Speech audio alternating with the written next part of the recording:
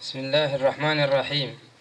إن الحمد لله سبحانه فهو الذي يستحق الحمد والثناء على ما أنعم به علينا من نعمة الإسلام ونعمة الأمن والأمان، ونصلي ونسلم على من بعثه الله رحمة للثقلين وخاتما للأنبياء والمرسلين، نبينا محمد عليه أفضل الصلاة وأتم التسليم. وبعد، الإخوة الضيوف، كل من الشاعر سفر عايش الجحدلي والشاعر طليان زنيد الجحدلي وصحبهم والضيوف الكرام، نرحب بكم أجمل ترحيب، ويتجدد اللقاء بكم في فعاليات الديوانية الاجتماعية بحلقتيها 15 و16، ومع آيات من الذكر الحكيم يتلوها على مسامعكم الطالب نواف محسن المحمودي، فليتفضل.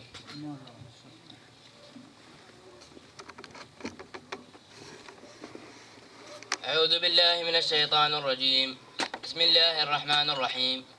الله لا إله إلا هو الحي القيوم، لا تأخذه سنة ولا نوم، له ما في السماوات وما في الأرض، من ذا الذي يشفع عنده إلا بإذنه، يعلم ما بين أيديهم وما خلفهم، ولا يحيطون بشيء من علمه إلا بما شاء، وسع كرسيه السماوات والأرض ولا يؤوده حفظهما وهو العلي العظيم. صدق الله العظيم. كلمة رئيس لجنة التنمية الاجتماعية الأهلية بدفاق يلقيها الأستاذ سعد بن عبد الله السبيعي.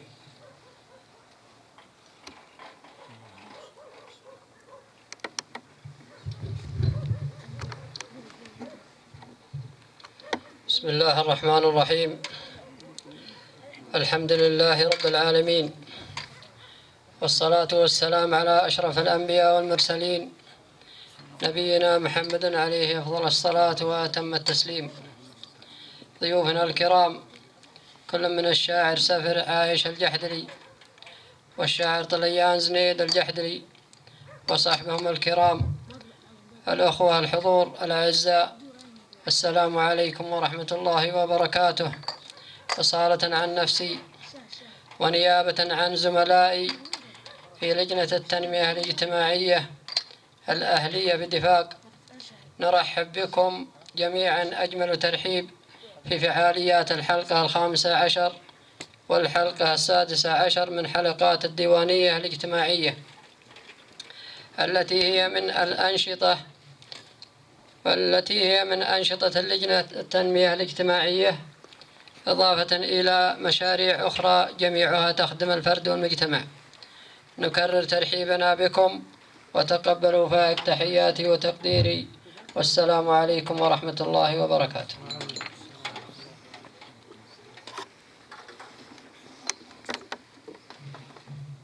الديوانية في حلقتها 15 و16، ونبذة تعريفية لضيفيها، ومع الأستاذ عبد المحسن معتوق المحمودي.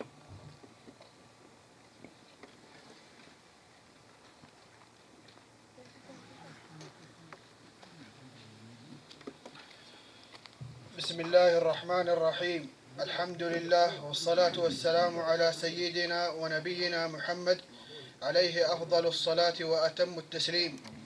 أما بعد، حياكم الله، ويسعدنا أن نقدم نبذة مختصرة عن ضيفي ديوانية هذه الليلة، وهم: الضيف الأول وهو الشاعر السفر عايش الجحدلي، من الشعراء المميزين والمعروفين سواء بالشعر أو الرجز أو المحاورة، فهو غني عن التعريف، له الكثير من المشاركات بالمناسبات والأمسيات الشعرية، شعره يمتاز بالجزالة وقوة المعنى، فحياه الله وعلى الرحب والسعة.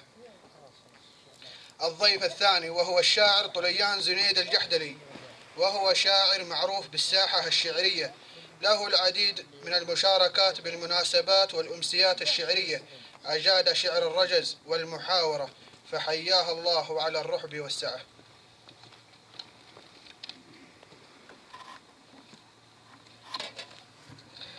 فعاليات الديوانية، والمجال مفتوح لضيفي الديوانية لتقديم ما تجود به قرائحهم الشعرية، عاملين أن يوفقوا في تقديم ما يحوز على رضا الجميع، شاكرين لهم حضورهم وتلبية الدعوة.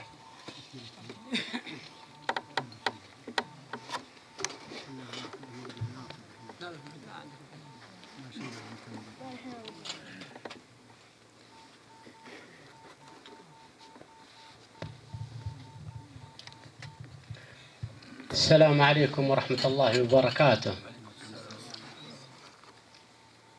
أول أني بديت جاتني هذه الدعوة، وبديتها ب6 أبيات أو 5 أبيات بهذه المناسبة.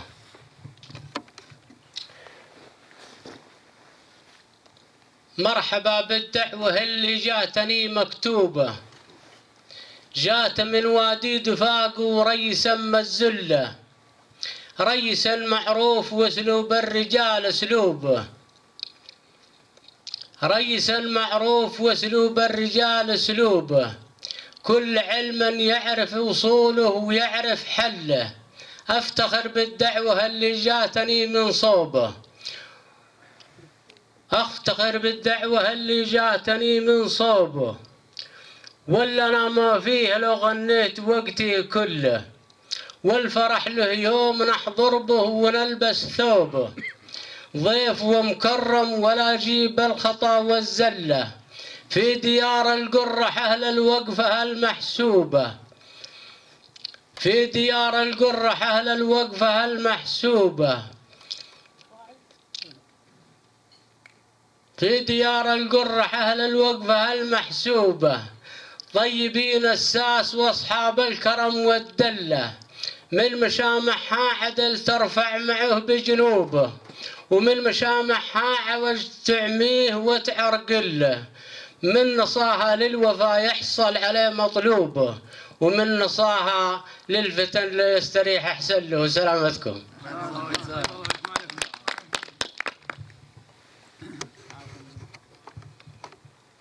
أما القصائد فعندي عدة قصائد وعدة مناسبات، وأول قصيدة هي قلتها في مناسبة في الحرس الوطني وبحضور سمو الأمير فيصل بن عبد الله وكيل الحرس الوطني سابقا ووزير التربية والتعليم حاليا.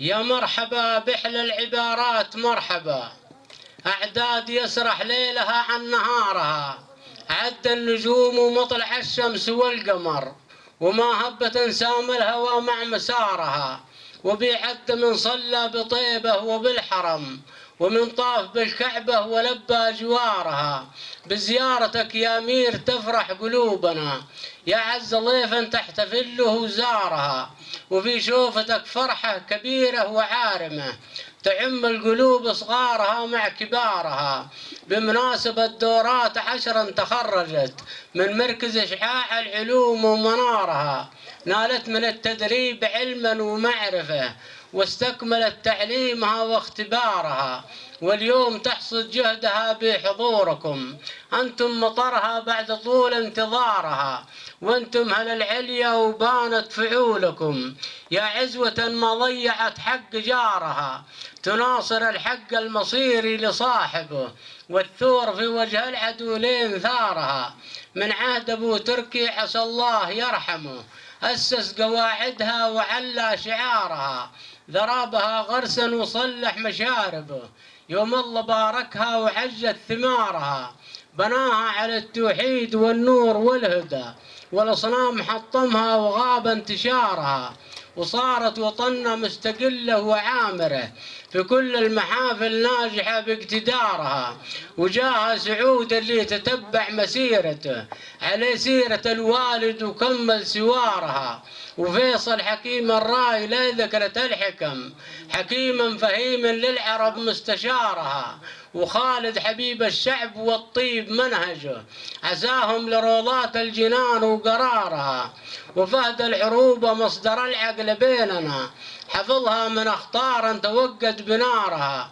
وله كلمة حكمة تحاكى بها البشر من إحساس قلب حكمته ما استعارها، ملكنا عريب الجد من ماكر العلا زعيم الدول بجماعها واختيارها، وولي عهد الفهد ساعد يمينه له وقفة تؤخذ بكل اعتبارها، كريما تلوذ به اليتامى من الفقر تنفق يمينه دون تدري يسارها.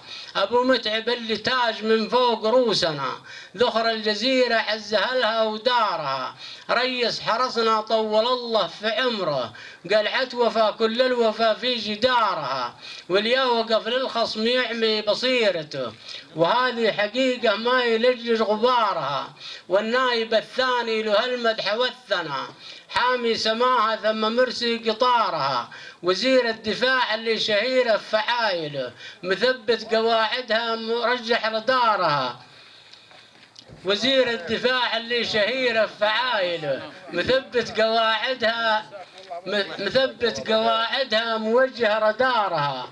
عليه طائرات تكشف الجو والفضاء، توجه وترمي اهدافها من مطارها. وعشتم لنا يا كاسبين الجمايل، وعاشت لياليكم في عز ازدهارها. ومن مركز التدريب نشكر سموكم، يكفيك عن طول السوالف قصارها. هذا وصلى الله على سيد البشر عد جبال الراسيات وحجارها. سلامتكم.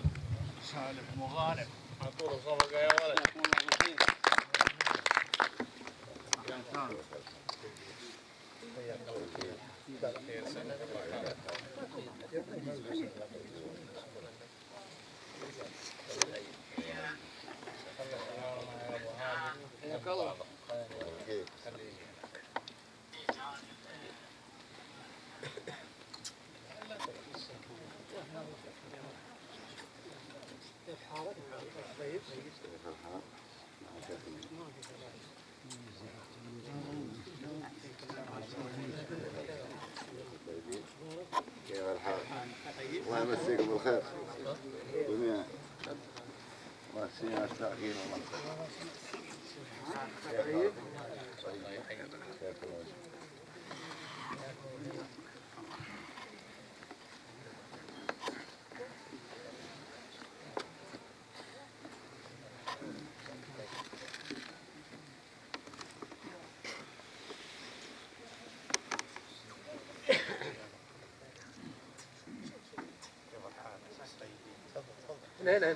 هنا صالح، هنا صالح، هنا يا صالح تقدم هنا تعال اول شيء. انا بداك. طيب طيب ما علينا تقدم هنا الحين.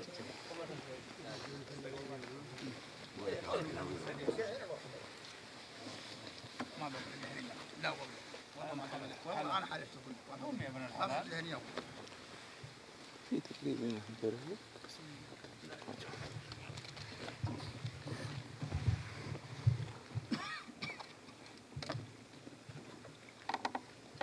القصيدة الثانية برضها وطنية، وهي لقيتها أمام سمو الأمير فيصل بن عبد الله، وكانت بمناسبة ترقية الضباط من الغربية، ترقوا وعزموا الأمير، وجاء الأمير لحضور حفلهم وطلبت مني القصيدة.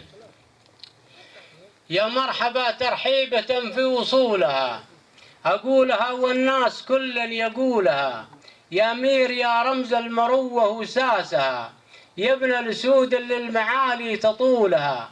يا فيصل اللي طلعته طلعة القمر، ونوره على عرض الوسيعة وطولها. يا نسل من جود خطام المطية، يوم ان بعض الناس ضاعت ذلولها. جود رسنها واعتلى فوق كورها، يوم انها قامت تهادر فحولها. عبد العزيز الليل يا قام واعتزى، تهج فرسان الدروع وخيولها. يشهد له التاريخ والسيف والقلم، وتشهد له ايام السنين وفصولها. اسس قواعدها على الدين والتقى، بحارها وجبالها مع سهولها. وانزاح عنها الخوف والجوع والخطا، نزلت بها الفرحة وعمت نزولها. ولا مات عن معشوق تولين ضمها، بدا الرجال اللي كبارا عقولها. سعود ثم فيصل وخالد وفهدنا، تحكم بشرع الله وسنة رسولها. وعبد الله وسلطان للطام تلعده، ليقامت الهيجة ودقت طبولها. واخوانهم ذخر الجزيرة ونورها، يا كم حمولا قاسية وارتكولها، وتعيش يا فيصل وكيلا على الحرس، يا مزبن الشكوى ومنها حلولها. شرفتنا بالتهنئة في أول السنة، وحنا نهنيكم ونرجي قبولها. وهن الشباب اللي ترقوا وجاهدوا في خدمة الإسلام وتحمسوا لها، نالوا الرتب وقول يستاهلونها، الخدمة اللي جولها وانتموا لها. وحي الضيوف اللي لفوا ليلة الفرح، ومن حل بالحفلة ومن حل حولها، والطيب لأهل الطيب من جملة الحرس، ناسا عزيزة ما تخفى فعولها. أمثال بن طافور يستاهل الثناء، رجلا حفظ علم الرجال وسبولها، ولو قيمته في موقعه راعي الوفا، وكل العلوم اللي تشرف ينولها. واخر تحياتي صلاة على النبي مهلة الغرة وسال السيولة وسلامتكم.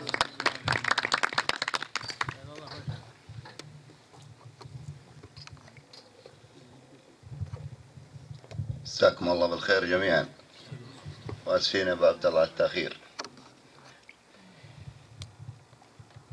القصيدة طبعا جديدة والله كتبتها البارح، لكن ان شاء الله انها تنال اعجابكم. يقول: يا هاجسي ذا الليل حث الهمة، وابغى قصيدة تشعل الامسية، ابياتها والفاظها مفهومة عند البدو والحضر، هي الذي ترقى لفكر السامع. ما قالها الشاعر كذا عفوية، ما قالها الشاعر كذا عفوية، إلا لها معنى، ومن معناها مسؤول ما يجلس على كرسية من شان تالي الشهر ياخذ راتب، من شان تالي الشهر ياخذ راتب، ويدور الشرهات والترقية، ياخذ من الدولة ولا يعطيها، وإن كان داوم في الشهر وإن كان داوم يوم ما في زيه، إلا لها معنى، ومن معناها مسؤول ما يجلس على كرسيه، من شان تالي الشهر ياخذ راتب، يدور الشرهات والترقية، ياخذ من الدولة ولا يعطيها، وإن كان داوم يوم ما في زيه. قدم لها الدلة مع البرادي، قدم لها الدلة مع البرادي، لأنه مستأجل ولا له نية. عينه على الساعة ومع جواله، واندق سكر مكتبه في شوية، ثم شغل الموتر ووصى ربعه اللي تعرف أخبارها السرية، اللي تعرف أخبارها السرية، اللي استمر في منطقة دهورها وراه عنها، جاك واحد زيه، الحظ لمحق ما يخدم أصحابه، لكن بعض الناس حظاظية. الحظ لمحق ما يخدم أصحابه، لكن بعض الناس حظاظية. الله أعطاه إنسان مخلص وافي مسؤول يعرف معنى مسؤولية. هذا سعد عبد الله السبيعي، رمز الوفاء متواضع الشخصية.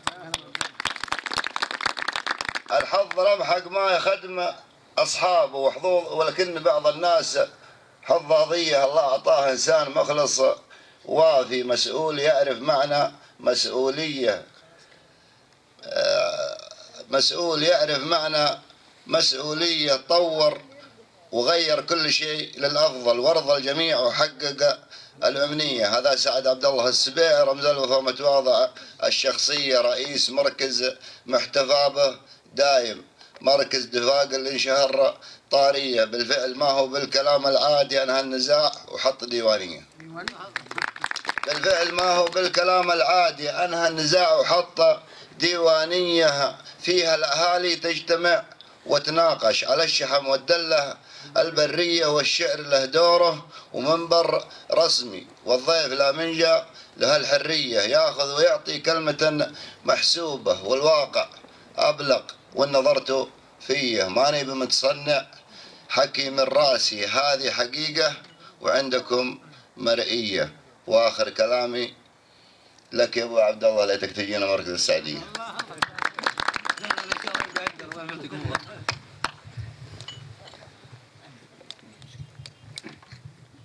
دعوة هذه والله. من غير قاصر عليه، لأن لك النعت. الله تستاهل والله كل خير.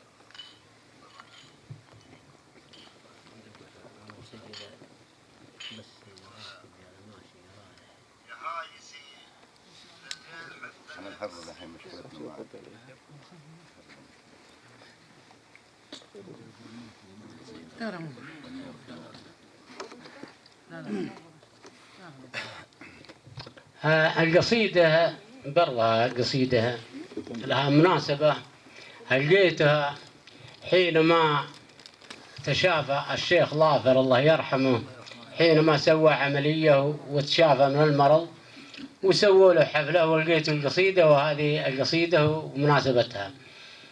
يقول: يا مرحبا ترحيب ما فيه تشكيك، من شاعر جاب البيوت وسطرها، شاعر فهيم ومالك الشعر تمليك، ملكية بختومها مع صورها، لقمت أغنيها تجيني تماتيك، مثل الثعول اللي ينزلت من مطرها، والطير بي في الجو مثل التلفريك، حتى تخير وانتقي من دررها، عيني على هذه وفكر بهذيك، سبحان من يقضي العيون بنظرها، ويا مرحبا فرحه وبشره وتبريك، في ليلة نور علينا قمرها، يا ضيف عده وامرق الله يحييك، في الحلة اللي تحترم من حضرها، امرق عليه صفر الدلال ونقهويك، لتنشرح نفسك ويبعد كدرها، ومن بعدها الله لا يطرك نعشيك، ومن لا حضر ينشد ويسمع خبرها، يا شيخ ظافر جعل ربي ينجيك، عساك سالم من براثن خطرها، عساك سالم والسلامة تباريك، سالم من العلة ونافض عثرها، يا شيخ قوم كلها تفتخر فيك، واللي سواتك للنشامة فخرها، يا مكرم ضيوف العشاء يوم تلفيك، بالحايل اللي شحمها في ظهرها، يوم الحسين يذبح الضيفان وهديك، ولا مقاصيرا منتف شعرها، وان جيت قدم القوم كل يناديك، البادية الحاضرة والبادية فيه جرها، شيخ ومجرب مع صرامة وتكتيك، ترفى العلوم اللي الغشيم نثرها، شيخ ومجرب مع صرامة وتكتيك، ترفى العلوم اللي الغشيم نثرها، ونطول المرمى مع أهل البلاجيك، تندر مواقف غيركم ما ندرها، وتفوز بالجولة على اللي يباريك، نطول النوشان ولا قصرها، وإن جاء نهارا فيها ضيق المساليك، يوم تطيح القوم في معتكرها، تقفي على الزايد ويطلع بيديك، يوم العرب تشرد وتسبق غبرها، واختام قولي جعل ربي يشافيك، منزل الرحمة بليلة قدرها، بعد من صلى ومن قال لبيك، والطاف بالكعبة وقبل حجرها، وسلامتكم. اللهم صل الله عليه.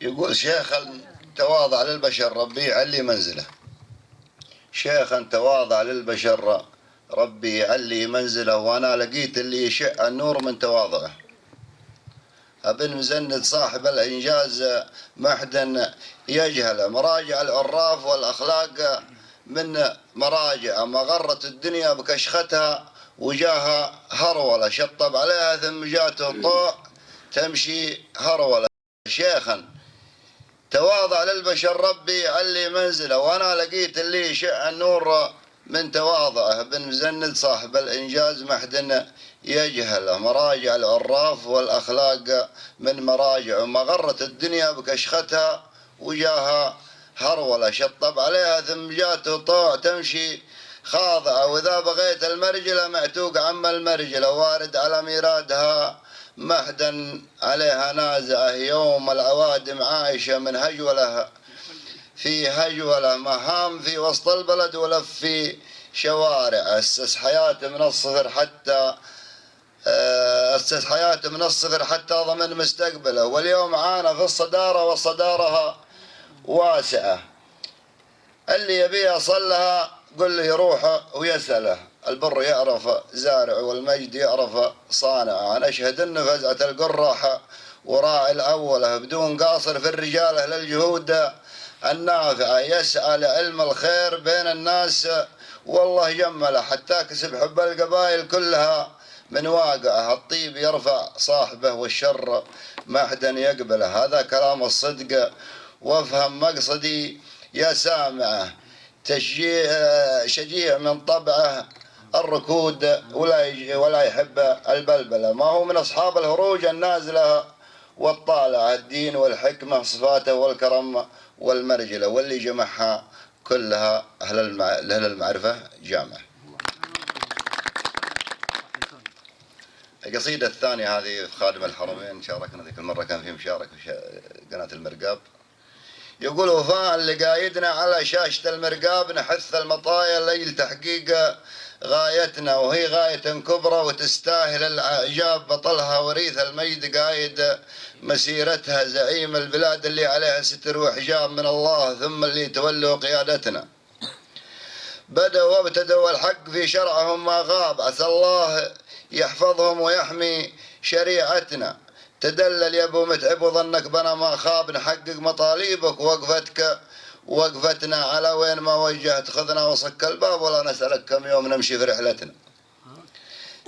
تقدم وادعس الحي هم الناب، وخلك كما ما كنت نبراس وحدتنا. نشوف الشجاعة فيك والمدح لك ينساب، لأنك وصلت قلوبنا واستحلتنا. محبة سموك خالفت حجة الكذاب، ثبت حبنا لك والبراهين تثبتنا. في غيبتك حزنا وعشنا على الأعصاب، وفي رجعتك عادت الأعماق فرحتنا. من الشرق لين الغرب قدم لك الترحاب، ورديت ردا جاء على حسب هقوتنا. سحايب كرمك الوابل الممطر السكاب، تحدت عبارة الشكر وابتسامتنا. رسمها عطاك وقلت للفقر بوجه الباب، تحرك لا نشوفك في ديرتنا.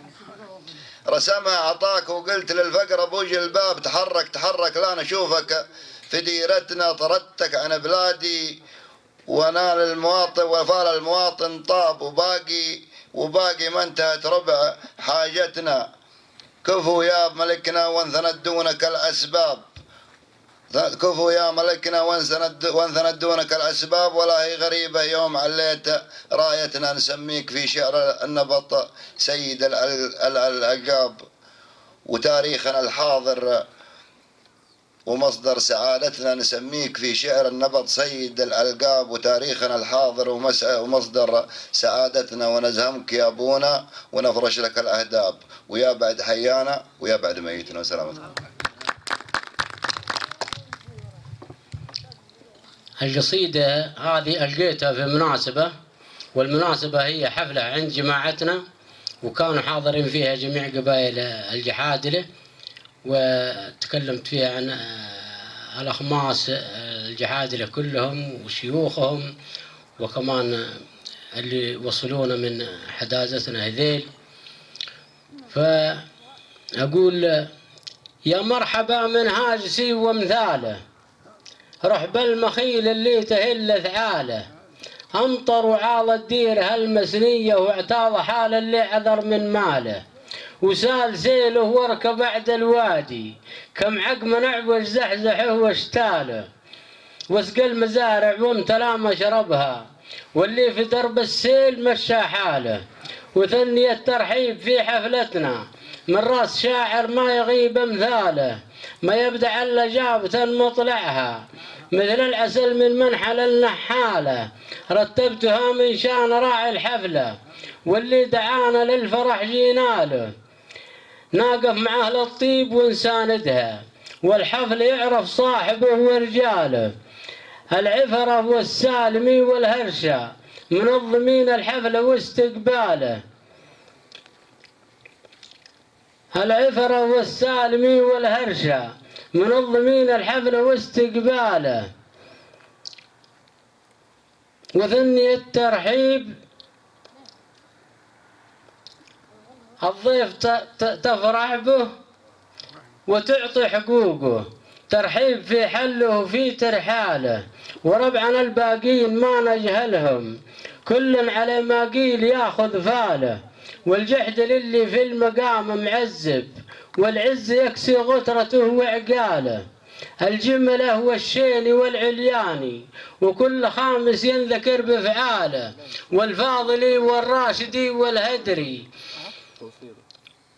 واليمني في سيوفنا البتاله، والمدح ما يقصر عن الحسناني، وكل ربعي كاسبين الطاله. وشيوخها مثل النجوم السبح يضي لها نور القمر وهلاله. الشيخ الأول والزعيم الشامل أبو طلال اللي قليل أمثاله. الشيخ الأول والزعيم الشامل أبو طلال اللي قليل أمثاله. رجال له وزنه شباب وشايب ما قد جاب القالة البطالة. راعي الفراسة والفكر والحكمة والعرفة من صغره شرب فنجاله. قولوا معي وانعم وهو يستاهل. ولد حمود اللي مجود خاله مجود المنسب من الحجاجي ما راحم الهندي ولا البنقاله. مواقفه معنا تبيض خده الله يبيض شاربه وسباله. نادر حرار وصيرمي ومحنك في ذمتي ما يوجد استبداله. لا حد يقول السالمي ما يفهم ولا مجامل في كلام من قاله. ويا مرحبا بضيوفنا أهل الواجب سموه ذيل القوة القتالة. القارحي وردفه المحمودي قم المواقف من قديم الدالة. حدادة الشيني في مغرب راية قايم على حد الخطر نزالة. والجود فيها والنقال العاني وفي الشعر نقاضة فتالة. هم عسكر البارود قاص وداني واصحاب جاهوا للكرب حلالة. واللي حضر من سائر الأبداني نفرح بمحضاره وبمصاله. واذكر الصلاة على الرسول محمد أعداد ما تكتب حروف الآلة. وسلامتكم. هذه قصيدة اجتماعية طبعا. كان حصل لي موقف طبعا شاهدته قدامي، اثنين متقاطعين ومنهم واحد توفى يوم جاي يعزي عليه وقاعد يبكي ومن أول. فلفت انتباهي وكتبت قصيدة يقول جملة قصص دونتها في قصيدة للعقول الفاهمة والرشيدة واللي جهل بعض المعاني تفيده لعلها تكتب لنا فضل وإحسان. مرجع وراها غير رحمة إلهي ربا له اخلص وجهتي واتجاهي. واللي حرق دمي وشد انتباهي ما شفت في الدنيا من أهوال وأحزان. منها اختلاف اثنين عند المواجهة تقاطعوا من دون شرها وحاجة. واحد ركب راسه وعكر مزاجه بينه وبين الحي صده وهجران. وإن مات جاء أهله يعزي ويبكي وهو من أول ما يزوره ويشكي. حتى إذا شافه مجلس يتكي صد عن وجهه تقول إن الديان. حتى إذا شافه مجلس يتكي صد عن وجهه تقول إن الديان. هذا يعبر عن كلامه سكوته يحزن وهو عايش ويفرح بموته مثل الذي جاء يحضر على صيان صوته في مؤتمر حزبي مخالف للأديان. هذا يعبر عن كلامه سكوته يحزن وهو عايش ويفرح بموته مثل الذي جاء يحضر على شان صوته في مؤتمر حزبي مخالف للأديان. من شأن إذا شافوه قالوا مجمل وهو من الأمراض قلبه محمل. راحت دموعه فوق خده تهمل حس الفراق وقال مخطي وندمان يوم كان عايش ليه ما يختلط به. طاع هوى نفسه وشيطان قلبه واللي ضحك له في زمانه لعبه. شيطان حصل له من الإنس شيطان حصل له من الإنس شيطان. والله لو تدرون وش النهاية مترين طول ومتر عرض وغطاية قطعة قماش أبيض. وهذه الحكاية ما غلقت باقي محاسب ونيران. الله يجنبنا مواقع خطرها في يوم ما للنفس طاقها ومرها. خلاقها وان مذنبت يعتبرها في جنة الفردوس. والدين غفران من تاب الله عليه وكتب له. من تاب الله عليه وكتب له رحمة وجمع سيئاته عتب له. يرقى بها الإعلى مكانه ورتب له. والآخرة فيها مراتب وتيجان. من راح للجنة حياته سعيدة واللي يروح النار نفسها زهيدة. الأولى فيها مكاسب مفيدة والثانية ذل وخسارة وحقران. والدين واضح والنصيحة تقدم وأهل الوجيه الطيبة ما تعدم. ما هو بعيب إن نخالف ونندم. العيب من خالف وما تاب يا أخوان. ما هو بعيب إن نخالف وندم. العيب من خالف ولا تاب يا أخوان. والإسلام دينه فرضنا. ليه المشاحن ليه نكره بعضنا، والله ما نصحى ويشفى مرضنا إلا إذا صحت مفاهيم الأبدان.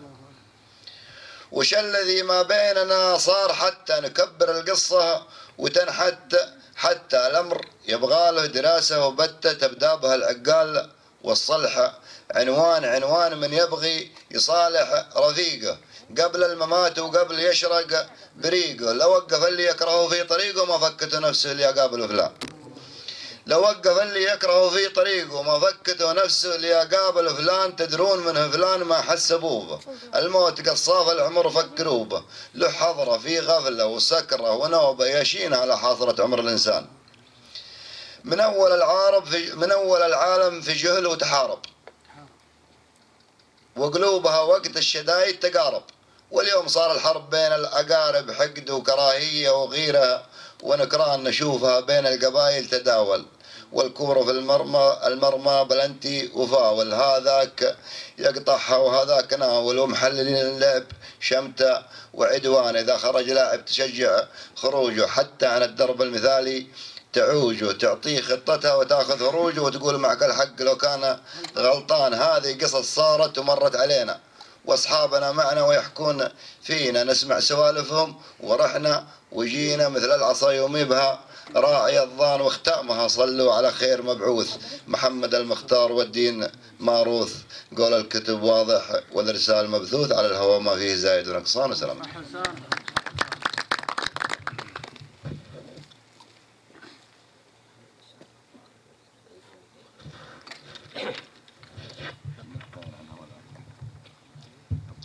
هذه القصيدة هلقيتها وأنا في العمل أيام أنا في الحرس الوطني، وزارنا اللواء عبد الرحمن العماج القحطاني، وسويت القصيدة بهذه المناسبة. أقول: يا مرحبا وأهلين ترحيب الوفا، أعداد نورا في السماء وهاج، عد النجوم الساريات السامرة ومجرى القمر والشمس في الأبراج، بمناسبة فرحة وبشرى طيبة فرحة مصلي ليلة المعراج.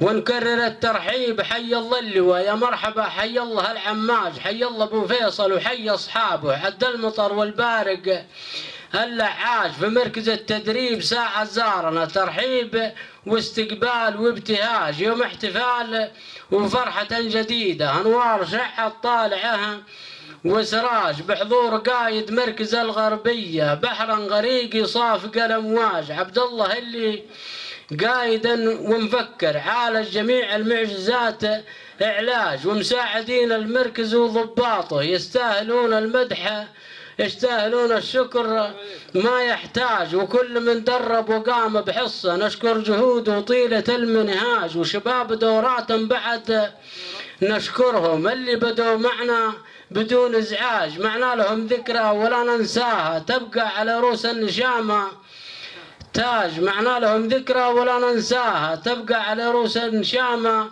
تاج، والطيب يبقى والقبايح تفنى، ودرب العدالة ما يجي منعاج، قال المثل لصرت رجلا صادق، قول الصحيح ولا عليك إحراج، الصدق عمله كاس ناجحة ومكسب تنتج على طول الزمان إنتاج، والكذب عمله خاسرة مكروهة، على الحقيقة كان هالمكياج، وأيامنا تقفي ومرة تقبل تدرج على رؤوس الرجال إدراج، الله يوفقنا على مرضاته ونفوز بالمدخال والمخراج، وادعوا معي جعل الولي يجمعنا أخوان في حوض الجنان أفواج. هذا وصلى الله على سيدنا ما زار بيت الله من الحجاج. سلامتكم.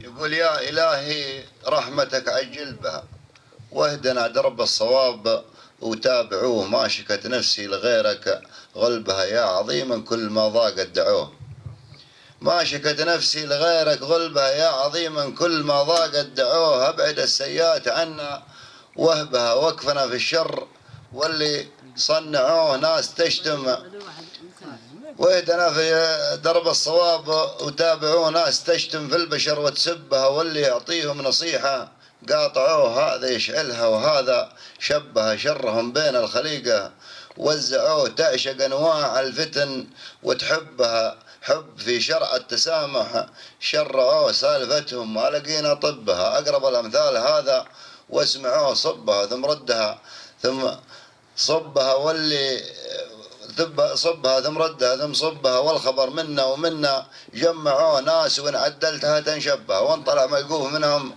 شجعوه، ضايعوا أفكارها تلعبها، ولقوا مجلس مرتب فرقعوه، والمشاكل ما تضيع دربها، والذي يمشي وراهم ضيعوه، مثل ما قال المثل من جنبها، من يدور للسنة ما سناه.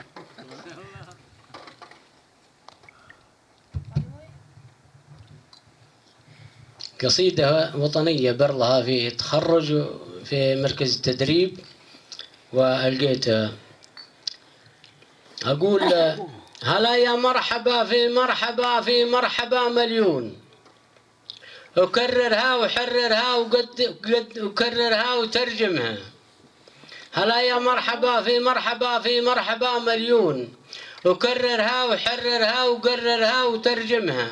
بيوت الشعر مازونة ورمز أهدافها مازون، وبنيها وثنيها وغنيها وقدمها. بيوت مشاركة ومباركة وشعارها مصيون، بعد هذا شريحة من قريحة يوم نظمها. علشان الرجال وفي مجال ووقتها مضمون، يرددها يحددها يعددها معلمها. بناها واعتناها وامتناها باسم رب الكون، وبعزم وعزيمة قوم ما تفتر عزايمها. وفي يوم التخرج واحتفال وفرحنا مرهون، يدينا تستلم مجهودها واخرى تسلمها. حضرنا ثم شاركنا وباركنا بكل شجون، تهانينا تقدم صادقة في أول مراسمها. نبارك للشباب اللي عليه علم الوفا يمضون، وكم من مجتهد يطلع للأرقام ويحطمها. تهاني للرجال اللي بعلم العز يعتزون، جنود الله وتعز الملك وتعز الوطن وتعز حاكمها.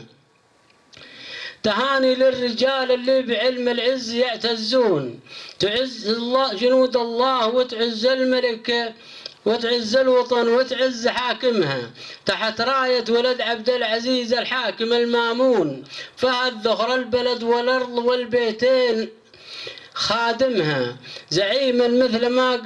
زعيما معتبر وقت الخبر يمشي عليه قانون، يخطط للعدا قدام لا تبدأ ويهزمها. وعبد الله ولي العهد مثل الفهد ما هو دون، كبار الروس والناموس ترخي له عمايمها. كريما مثل ما قال المثل ما يمنع الماعون، عطوفا لليتامى يوم يعطيها ويكرمها. وسلطان العرب ساس العروبة سيفنا المسنون، ليا دقت طبول الحرب له قوات راسمها. ليا منه تحرك للعدا يصمد وينحاشون، وله قوة شديدة تضرب الأعداء وتعدمها. وحنا جند عبد الله نبيع أعمارنا عربون، فدا للمملكة وان قامت الأعداء نهاجمها. ليا منا عطينا عهدنا ما ننحرف ونخون، ندافع عن قيادتنا ونكرم من يسالمها. ونابوس الشباب الحاضرين وكلهم يوحون، بتقوى الله والشينة علينا الله يحرمها. ما دام الله عطانا أرضا عزيزة فوقها يمشون، نشرفها ليمن الملا يخفي معالمها. وصلى الله على صفوة قريش محمد المامون، رسول الله مكمل سائر السنة وخاتمها. سلامتكم. نبطلع شوية كذا. أنا عندي مشكلة مع الكهرباء. طبعا هذه القصيدة لها موضوع، كنت تقدمت للكهرباء، وكان ذيك اليوم في طلوع لجنة، وعندنا واحد مهندس الله يذكره بالخير وبيض وجيهكم وجه اسمه مايد السبيعي. المهم ان احنا طلعنا وكان في مجموعة من البرمة. طبعا البرمة هذول فيهم ناس طيبين وفيهم مسلمين وفيهم، لكن الانسان المواطن شفت انك اولى بالشيء هذا تاخذ خاطرك. طلعنا كان السبيعي هذا ما يطبق الركيات، ما له دخل يعني في الموضوع. في واحد ثاني الله يستر عليه وقع المعاملات حقت البرمة ذولا، وانا جلست يا ابوي انا مواطن انا سعودي يعني. قال والله انت مستبعد. في واحد كان عنده 3 ادوار، ابوي انا تو بنى البيت. قال والله يا مايد، قال والله انا ما لي دخل. شوف رفيقك هذا، روحت كتبت قصيدة للسبيعي هذا وما قصر، حل الموضوع. يقول يا مايد الصبر انتهى بي والفرج ما هو قريب، ضاعت بي الدنيا وشوف السالفة متشقلبة، تأكيد في تأكيد ضاع الحل والراية المصيب، حاله يعبر عن تدهور الظروف المتعبة. سرت الغريب في ديرتي والأجنبي ما هو غريب، عمر 3 أدوار واستوطن ودخل كهرباء، وانا اتدرج بيدي ما باقي الا ارضى واجيب هندي يشغلني ويكفني وينظم مكتب. دام السياده في ايديهم لا رقيب ولا حسيب، ما غير هذا الحل حل وكل مدخل جربه، اذا غلبك الامر واستصعب مع الوقت الصعيب دور له اصعب تحل العقده المستصعبه. ضعنا مع البرمه وقاضيهم عمر عبد حبيب، الاسم عنهم بعدوا والدم منهم قربوا. إلى متى وإحنا على ذا الحال والموقف رهيب، يحتاج عين العطف والحساب ضياع محسبه، أشكي همومي وانتخي ولا انتخيت إلا بذيب، واللي سواتك دمه من دمي ولازم نكسبه، مواقف الغلبة فخر وانت وقت الشدايد ما تغيب، وانا نصيتك بعد ما شفت الأمور مصعبة، إن كان للعلة دواء أجل علينا بالطبيب، الكشف والتحليل عندي يطلب اللي يطلبه، يد البشر هدت كرة والسيل حطوا له ركيب، يحول الماء مجاري والحياة مركبة، أحدا يدور له عسل وحدا يدور له حليب، ما فيه شيء من دون شيء في منة المتسبب. قال لا والله أنا أخوك الله بخدمك أنا ما أنا مستسبب. الله يبيض وجهك. السلام عليكم.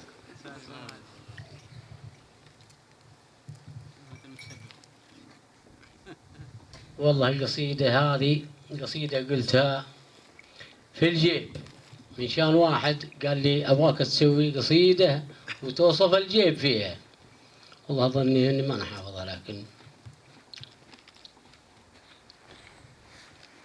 يقول عزي اللي ليه مشى يقطع الخط الطويل، جيك سعار أبيض ولا فيه صوت وقربعة، منتقيها السايق اللي يعرف أحسن مديل، المديل 2000 والزود 1 و4، ورده للسوق عبد اللطيف بن جميل، لوحته والاستمارة برمز المطبعة، طمينا عروس البحر باسم الوكيل، مثل ما قالوا البدو جاهزة وموقعة، ليه ما شاف الخط ما حدا يزله مستحيل، الخواجه لو عرف سرعته ما صنعه، يقطع امتار المسافة وهو عابر سبيل، عملية ضرب واطرح وكسر واجمعه، والنتيجة كل ما جاه ميل يطش ميل، وكل طير يعترض له يحصل مصرعه، والنتيجة كل ما جاه ميل يطش ميل، وكل طير يعترض له يحصل مصرعه، كان نوره من شعاع الجدي ولا سهيل، وشكل شمعاته على حسن طراز مربعة، ينبعث منها كما نور براق المخيل، واطية وعالي على دفعتين وموزعة، وشكل عداده كما مرود الطرف الكحيل، مع هنوف في سواد الرموش مولعة، كأنها ترسم ما بين الحواجب مستطيل، عبقرية رسم ومثقفة ومدلعة. هذا ما وصفته، واللي تبقى في الدليل اللي في درجه يسمى مرجعه. وسلامتكم.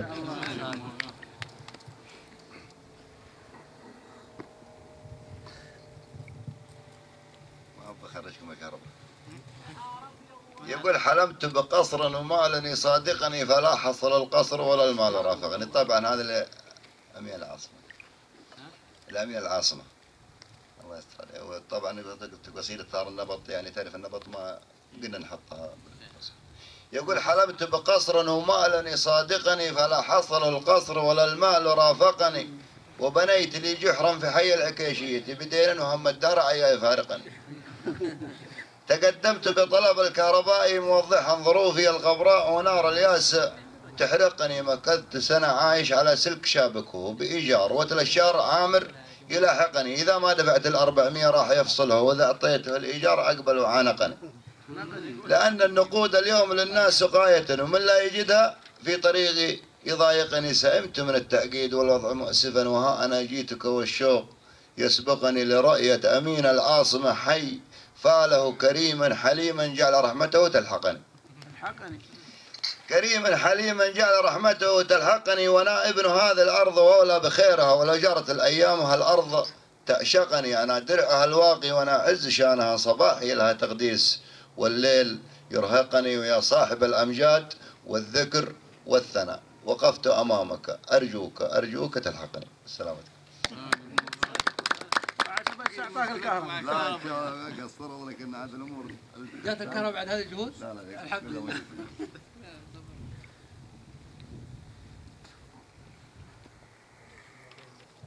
برلها قصيدتي في السيارات. أنا صاحب معرض وهذا عنده شركة الكهرباء. مرة من المرات أبغى لي واحد أن يخاويني يروح معي الديرة ولا حصلت، ودورت وبعدها روحت والله بسيارتي ورحت الديرة يا ما في لا زفلت ولا خطوط معبدة. فقضيت لوازمي وجيت ساري راجع المكة ومع الرمال، أيامها الديرة رمال، وعجبني الجيب وسويت فيه يمكن 5 أبيات أو 6 أبيات.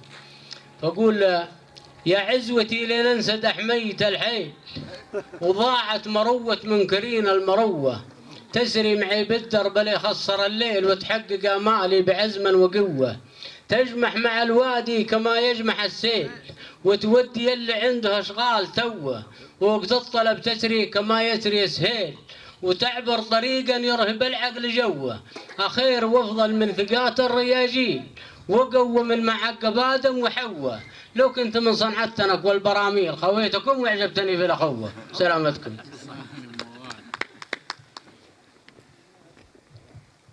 دام انت معرض نقلبها العسكري.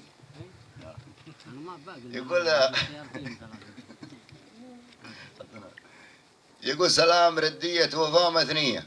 هاي طبعا كنت في الشرقية ونقلت وتغير الجو الوضع علي في مكة، مرور مكة داري مكة الله يعمرها عملها يعني شديد شوي. يقول سلام ردية وفاة مثنية أسرع من الرادار والبرقية، فيها حكاية عسكري متضايق لفت بها الدنيا على الغربية، وأعمال مكة كلها معروفة معقدة ما هي كما الشرقية، لو كنت داري بالذي يحصل لي مكان جيت ولا ترى لي نية. الغربة أهون يوم أفكر فيها والحر دايم يطلب الحرية، واحترت في حظي وقسوة وقتي غيري مصنف واستلم آلية، تحت المكيف منبسط بتهني وأنا بدراجة على رجلي واقف 8 ساعات عند الأنتر وفوقها مطلوب الإحصائية، وكل ما جاني مخالف يشكي وإن قال تكفى ضاعت اليومية، وأنا بشر قلبي يحن ويشفق، وأصحابنا ما عندها حنية ما فكروا في الظروف وفيني، أهم حاجة تصرف الوردية أطلع بصورة لا ترضى صورة لو الشوارع كلها مأمية، والمشكلة ماني سبب زحمتها، المشكلة في البنية التحتية. السلام عليكم.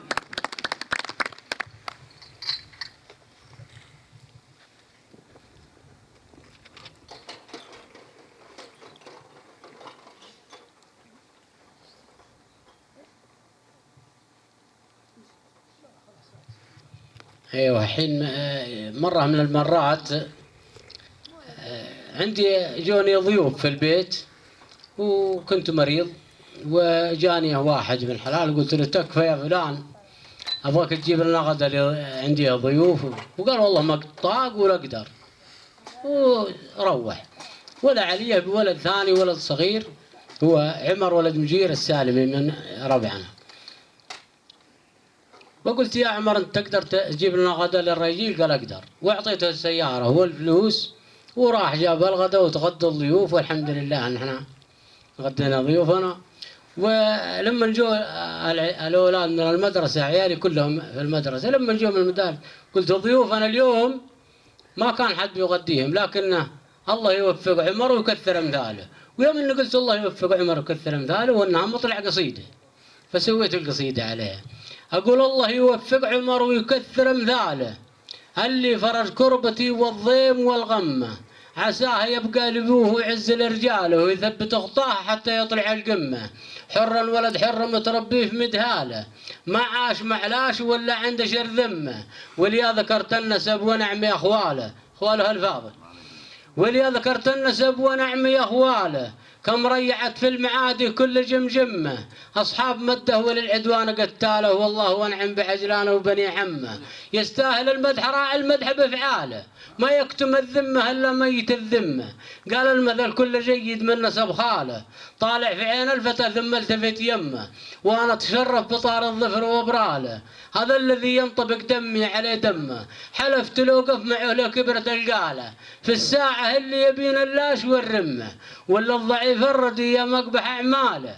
يضيق صدري حقيقة ليفتح فمه، هذاك مدناه فال الله ولا فاله. ما همه العلم لا مدحه ولا ذمه، هذاك ما حقه إلا الموت يشتاله. كما يقولون حضر السوق حل أمه. سلامتكم.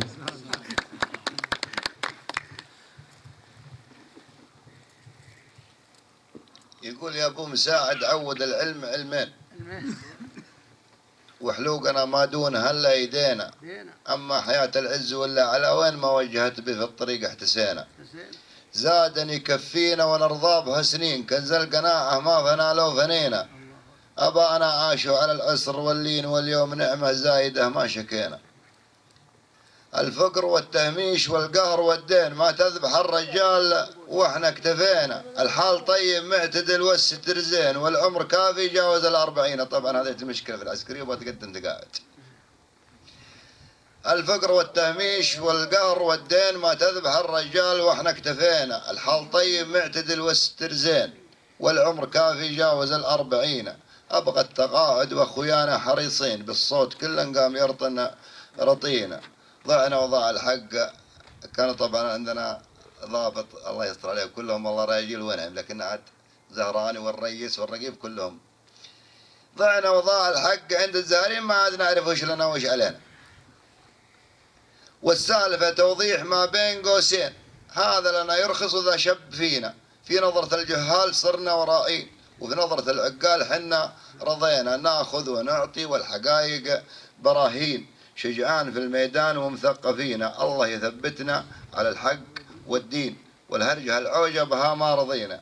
والعسكرية همها شيء بالعين، فيها بدايتنا ومنها انتهينا. واخر كلامي عطني الحل هالحين يا صاحب الوقفات، فيك انتخينا. صدر قرار اليوم ما فيه بعدين، للليث ولا للتقاعد نوينا. وقبل تحياتي وللشعر تذمين، وانت الحكيم وسيد الفاهمين. طبعا هذا كان العميد مساعد الله يذكره بالخير المغربي، وما قصر هذا نقني وتكينا ونشكر. ذكرني بالعسكرية والخفارة والرخص والإجازات. مرة من المرات قدمت لي إجازة 5 أيام، وقالوا أنت ما تستحق فيها اللي حق منك. وكان لي زعلت وقلت قصيدة يمكن 10 أبيات أو 5 أبيات. وصلت لعند القايد، والقايد من رجال طيبين قحطاني شرواها الوجيه، وسمع الخبر واستدعاني الرقيب. والرقيب ينتفض وانت تتكلم تسوي كلام في القايد مدير. قلت وانا ما قلت له كلام طيب ما في شيء. قال ها يبغاك القايد. جيت القايد وهي الإجازة كانت 5 أيام مطلوب، وراح القايد وعطاني 10 أيام. بي الله وجهه وجيهكم. القصيدة يقول: يا للأسف ما جاتني 5 أيام، حيث أن مالي في المكاتب محامي. أحط معروضي ووقع بالإبهام، ولا يطلع اسمي مع جميع الأسامي. عز الله أني لا تغيب ولا نام، يوم أن غيري في الخفارة ينامي. وأنا أمسك النوبة على رؤوس الأقدام، ما سحب سلاحي وسحب عظامي. ونكتب على كشك الخفارة بالأقلام الذكريات الماضية والغرامي. واليوم مشيت تمشي على الدرب قدام، ومر وتعدى مرور الكرامي. ويش اللي ضيع مستحقاتي العام؟ صحيح ما ينغش غير النظامي. سلامتكم.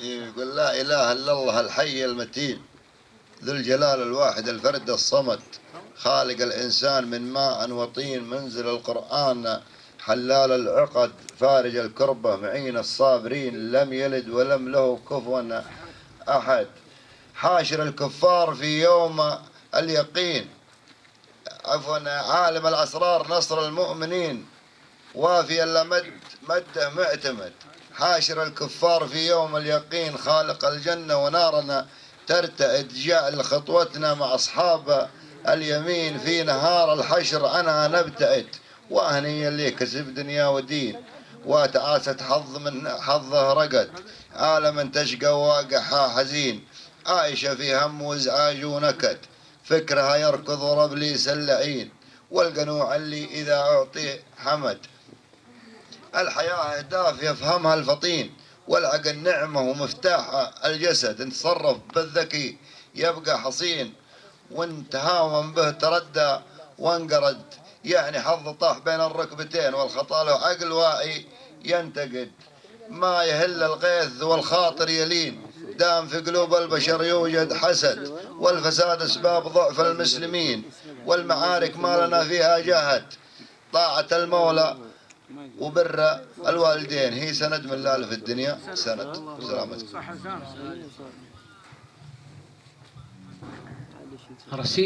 قصيدة أرسلتها للشاعر حجيج بن عويضة السالمي الله يشفيه ويفك له. فأقول يراك باللي ما تولاه مشتاق ولا تولاه العراقي وهارون توه من الجمرك بلوحات وأوراق دوبه ورد 91 صالون ما طب في الرملات مع كل سواق يعجبك لون المرتبة والدركسوم بالكهرباء فتحة قزازه والأغلاق ومزودينه بجهاز التليفون يصرح به اللي يجرد فوقه الساق ما يطلع الحارة ويمشي على الهون ولا يشرب البراد في قهوة اسحاق ظفرا على الطرقة مضرة ومامون يقوم تال الليل مع نور الأشفاق يوم الخلايق بالمساجد يصلون يدي الصلاة ويطلب الله في الوفاق ويقوم بسرحه بعقل مازون من صاك ابو صياف محمود الاخلاق زبن الدخيل اللي من الضيب مغبون كيد العدا ونقابل القوم ما ضاق حنا نقوله والقبائل يقولون واللي اعطيته سر ما هو بواق يقفل على سده بضبها وكالون تكفى يا ابو رابح ترى الجو ما راق لاني بلا صاحي ولاني مجنون شيء بجسمي يجودي سبب ارهاق وحالي نحل واصبحت من دون في دون ونارا تولع في الحشا تحرق احراق وتبع الهوى ماله شريعه وقانون ابغاك تفزع وانت تقدر وتطاق محتاج لفزعتك ما دونها دون ورزقي ورزقك عند قسام الارزاق اللي خلق كل البشر مالك الكون سلامتكم. انما هو رده والله ما نحفظ الرزق لكن يقول ان كان نون لاح لك فيه براق ترى في قدرك يرخص المال ويهون سلامتكم. طبعا هذه قصيدة في قبيلة من قبائل المنيف يقول لهم العايد وكان في واحد التزم طبعا وقاموا فزعوا مع الراجيل وخطبوا له وسياره وبيت المهم انهم فزعوا وتبيضوا وطلبوا ودعونا من قصيدة يقول من الهجوس اللي لها عد وبنود بديت والطرقة امامي طويلة شكرا وشكرا ما توفيها للجود لو قلتها مليون مرة قليلة في حق قوما ما على فعلها زود فعل الرجال أهل السلوم الأصيلة ألاد عايد عد صافي ومارود الورع منهم ينحسب عن قبيلة في ساعة الشدات ورث لها العود راس المراجل والعدو ترتكي له نبذة من الماضي ذرى كل مضهود حاضرها مستقبل حضاري وجيله بدت بخطوة نوعها شبه مفقود في وقتنا الحاضر ومن ينتمي له دعم الشباب الملتزم فعل محمود أخير من دعم العقول الهبيلة تشجيع ذاتي معنوي ما له حدود في نفس من ودع غرابيل ليلة ومحمد أعلنها بلا شرط وقيود توبة نصوحة واستقامة نبيلة من قلب صادق عاد والخير موجود من دوره يلقاه ببسط وسيلة والشر درب افلاس مقلق ومسدود نهايته قشرة وعيشه ذليلة الله يهدي من يشاء واضمر العود بعد المحل والحالة المستحيلة لا يأس مع إصرار والنفس مجهود جهادها واجب ويزرع حصيلة يطلع لها ناتج ونفع ومردود، راعيها يذكر بالصفات الجميلة. واختم كلامي عد ما هبت النود، صلوا على الهادي صلاة جزيلة وسلام. فيه واحد يقول انه جاته سيارة بيم 2009 الكلام هذا، يعني يمكن كم سنة لها كم سنة، وقال لي أنا جاتني سيارة بيم 2009 أبغاك تدور لي زبون. قلت والله احنا ما عندنا نشتري ونيتات وسيارات، لي البيم هذا ما. قال لي أجل تدري سوي لي فيها قصيدة. عاد سويت فيها أبيات قليلة، أقول له يا وجودي يا البيم الأبيض التسعاوي، الفخامة كلها والزين في تطبيعه، المشى شكله يهبل والوقف متساوي، والله اني لو معي مثله انا ما بيعه، ما تولى طارته هندي ولا برماوي، وطلعته طلعت زعيم سلموها البيعه، المراتب كانها خامة قماش هلاوي او حرير جالبينه من بلاد الشيعه، وشكل شمعاته سوات الموقد الكيماوي، كل شمعة كان داخلها 100 تربيعة، ولمعة اصطبه كما رتبة حسن عنقاوي، استعد وثبت الطابور لي توديعه، وفيه ريح المسك الازرق والبخور الجاوي، يعجز العطار ما يقدر عليه تجميعه، ولا يشوفه شيخ الازهر حضرة الطنطاوي قال ما يوجد سواه وحط لي توقيعه. السلام عليكم. عادي بيجي الزباين مو زبون. نطلب من الأستاذ سعد بن عبد الله السبيعي والشيخ جمعان بن علي القارحي لتكريم الضيوف.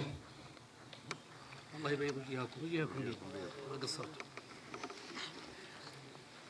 عتبله رحمه وجمع سيئاته، عتبله يرقى بها لعلى مكانه ورتبله، والآخرة فيها مراتب وتيجان، من راح للجنة حياته سعيدة، واللي يروح النار نفسه زهيدة، الأولى فيها مكاسب مفيدة والثانية ذل وخسارة وحقران، والدين واضح والنصيحة تقدم، وأهل الوجيه الطيبة ما تعدم، ما هو بعيب إن نخالف ونندم، العيب من خالف وما تاب يا أخوان، ما هو بعيب إن نخالف ونندم، العيب من خالف ولا تاب يا أخوان، والإسلام دينه فرضنا، ليه المشاحن ليه نكره بعضنا، والله ما نصحى ويشفى مرضنا إلا إذا صحت مفاهيم الأبدان، وش الذي ما بيننا صار حتى نكبر القصة وتنحت، حتى الأمر يبغى له دراسة وبتة تبدأ بها العقال والصلح،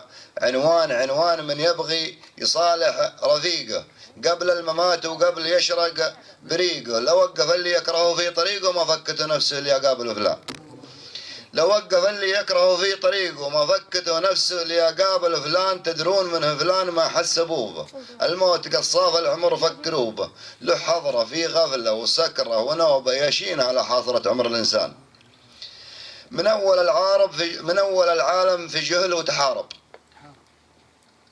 وقلوبها وقت الشدايد تقارب، واليوم صار الحرب بين الأقارب، حقد وكراهية وغيرة ونكران نشوفها بين القبائل تداول، والكورة في المرمى بلنتي وفاول، هذاك يقطعها وهذاك ناول، ومحللين اللعب شمتة وعدوان، إذا خرج لاعب تشجع خروجه، حتى عن الدرب المثالي تعوج وتعطيه خطتها وتاخذ فروجه وتقول معك الحق لو كان غلطان، هذه قصص صارت ومرت علينا، واصحابنا معنا ويحكون فينا، نسمع سوالفهم ورحنا وجينا مثل العصا يومي بها راعي الظان واختامها، صلوا على خير مبعوث محمد المختار والدين ماروث، قول الكتب واضح والرسال مبثوث، على الهوى ما فيه زايد ونقصان. وسلام.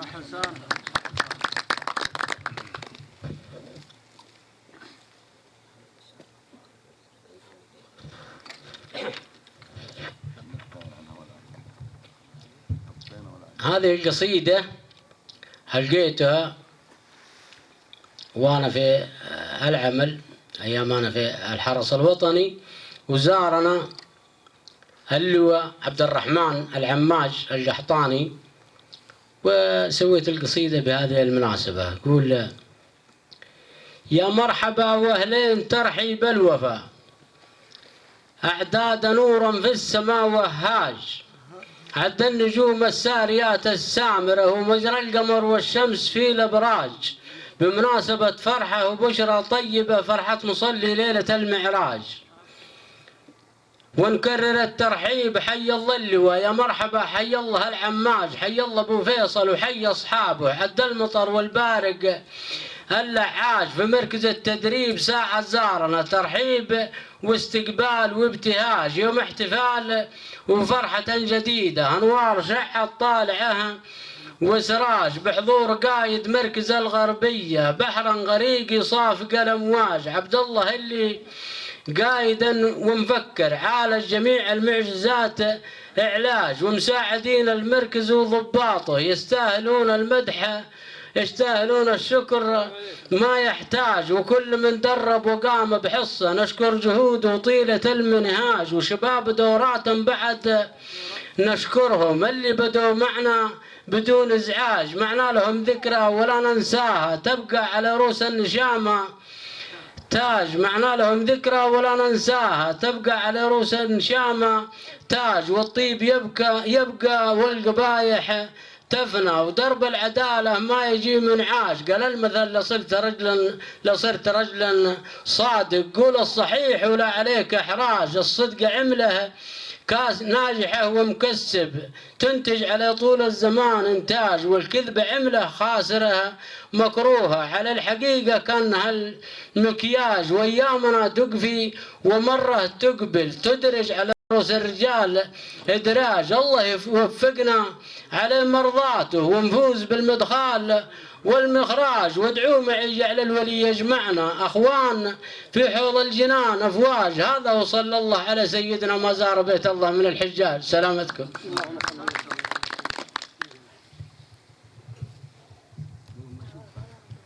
يقول يا إلهي رحمتك عجل بها، واهدنا درب الصواب وتابعوه، ما شكت نفسي لغيرك غلبها، يا عظيما كل ما ضاقت دعوه. ما شكت نفسي لغيرك غلبها، يا عظيما كل ما ضاقت دعوه، ابعد السيئات عنا وهبها، وقفنا في الشر واللي صنعوه ناس تشتم، واهدنا في درب الصواب وتابعوه، ناس تشتم في البشر وتسبها، واللي يعطيهم نصيحة قاطعوه، هذا يشعلها وهذا شبه، شرهم بين الخليقة وزعوه، تعشق أنواع الفتن وتحبها، حب في شرع التسامح شرعوه، سالفتهم ما لقينا طبها، أقرب الأمثال هذا واسمعوه، صبها ثم ردها ثم صبها، واللي صبها ثم ردها ثم صبها، والخبر منا ومنا جمعوه، ناس وإن عدلتها تنشبها، وان طلع ملقوف منهم شجعوه، ضايعوا أفكارها تلعبها، ولقوا مجلس مرتب فرقعوه، والمشاكل ما تضيع دربها، والذي يمشي وراهم ضيعوه، مثل ما قال المثل من جنبها، من يدور للسنة ما سناه.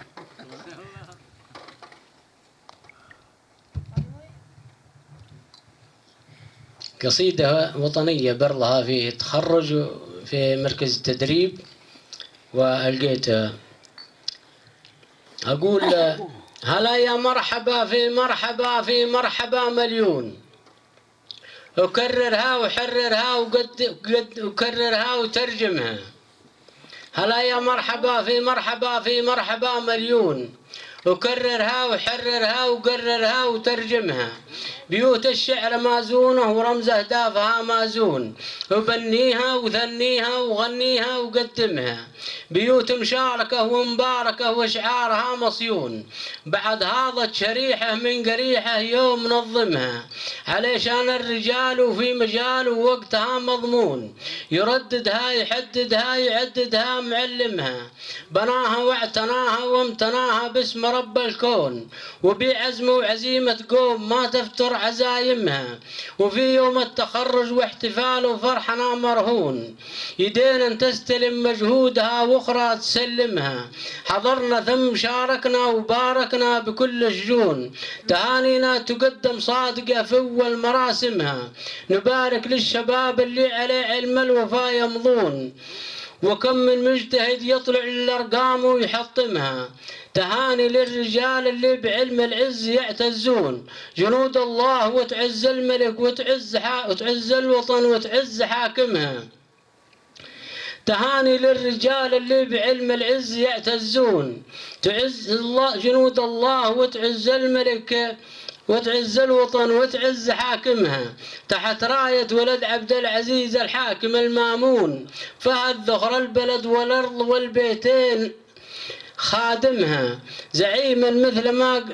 زعيما معتبر وقت الخبر يمشي عليه قانون، يخطط للعدا قدام لا تبدأ ويهزمها، وعبد الله ولي العهد مثل الفهد ما هو دون، كبار الروس والناموس ترخي له عمايمها، كريما مثل ما قال المثل ما يمنع الماعون، عطوفا لليتامى يوم يعطيها ويكرمها، وسلطان العرب ساس العروبة سيفنا المسنون، ليا دقت طبول الحرب له قوات راسمها، ليا منه تحرك للعدا يصمد وينحاشون، وله قوة شديدة تضرب الأعداء وتعدمها، وحنا جند عبد الله نبيع أعمارنا عربون، فدا للمملكة وان قامت الأعداء نهاجمها، ليا منا عطينا عهدنا ما ننحرف ونخون، ندافع عن قيادتنا ونكرم من يسالمها، ونابوس الشباب الحاضرين وكلهم يوحون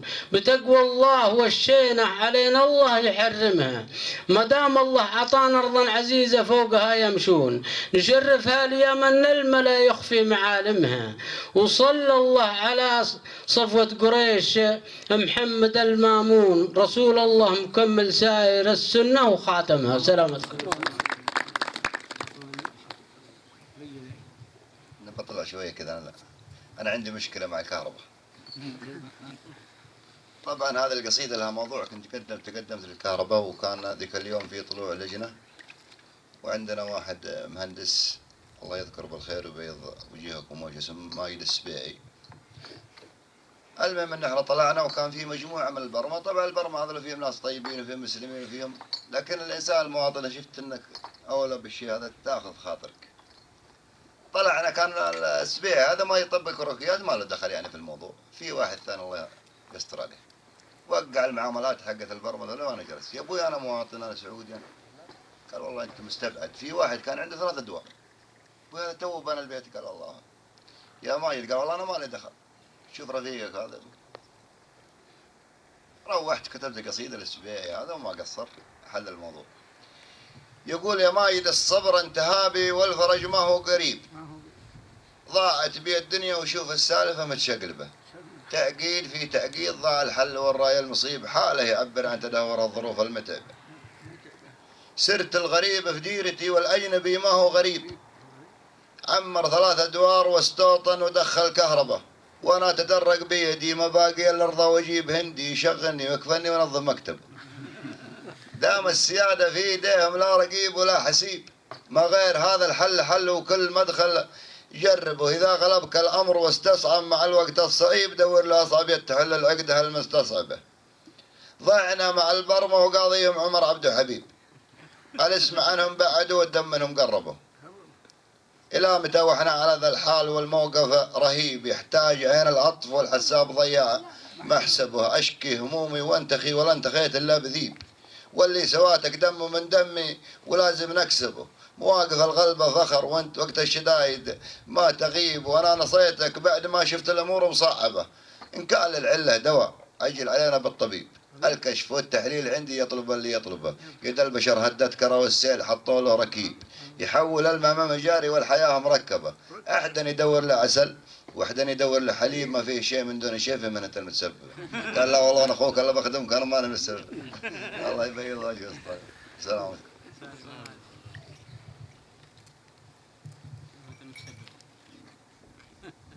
والله القصيدة هذه قصيدة قلتها في الجيب، من شان واحد قال لي أبغاك تسوي قصيدة وتوصف الجيب فيها، والله ظني إني ما نحافظها، لكن يقول عزي اللي ليه مشى يقطع الخط الطويل، جيك سعار أبيض ولا فيه صوت وقربعة، منتقيها السايق اللي يعرف أحسن مديل، المديل 2000 والزود 1 و4، وردوه للسوق عبد اللطيف بن جميل، لوحته والاستمارة برمز المطبعة، طب في ميناء عروس البحر باسم الوكيل، مثل ما قالوا البدو جاهزة وموقعة، ليه ما شاف الخط ما حدا يزله مستحيل.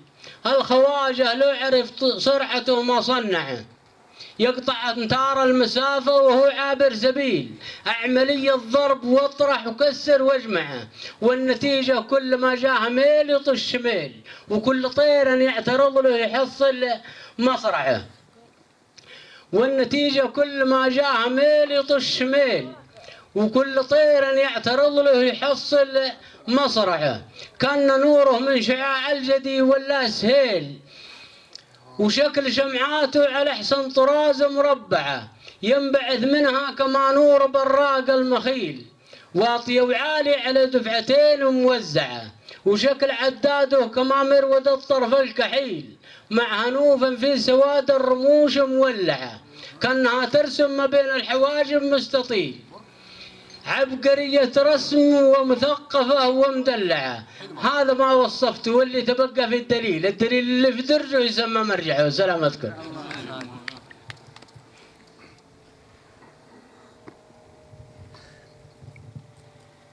ما بخرجكم يا كرم.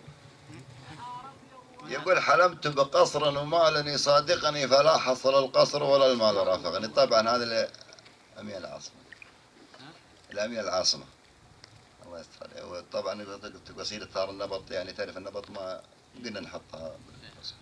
يقول حلمت بقصر ومال صادقني فلا حصل القصر ولا المال رافقني، وبنيت لي جحرا في حي العكيشية بدين وهم الدار عيا يفارقني. تقدمت بطلب الكهرباء موضحا ظروفي الغبراء ونار الياس تحرقني. مكثت سنة عايش على سلك شابكه بإيجار، وتلاشار عامر يلاحقني، إذا ما دفعت 400 راح يفصلها، وإذا أعطيته الإيجار أقبل وعانقني. لأن النقود اليوم للناس سقاية، ومن لا يجدها في طريقي يضايقني. سئمت من التأكيد والوضع مؤسفا، وها أنا جيتك والشوق يسبقني لرؤية أمين العاصمة حي، فاله كريما حليما جعل رحمته تلحقني. كريما حليما جعل رحمته تلحقني، وانا ابن هذه الارض واولى بخيرها، ولو جرت الايام هالارض تعشقني. انا درعها الواقي وانا اعز شانها، صباحي لها تقديس والليل يرهقني. ويا صاحب الامجاد والذكر والثناء وقفت امامك ارجوك ارجوك تلحقني. السلام عليكم. اعطاك الكهرباء. لا قصروا لك ان هذه الامور جات الكهرباء بعد هذه الجهود؟ لا الحمد لله.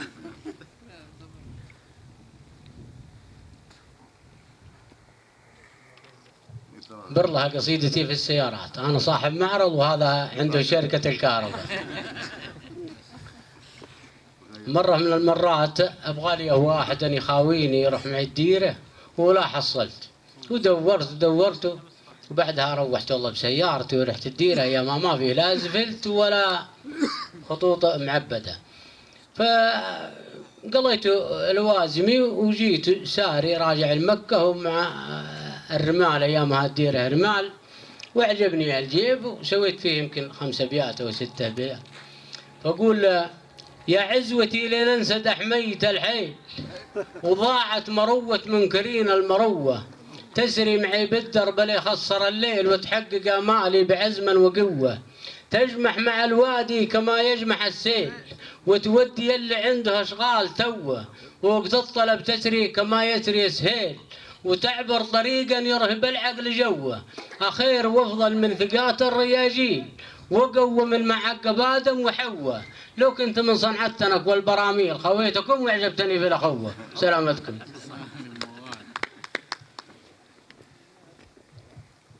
دام انت معرض نقلبها العسكري.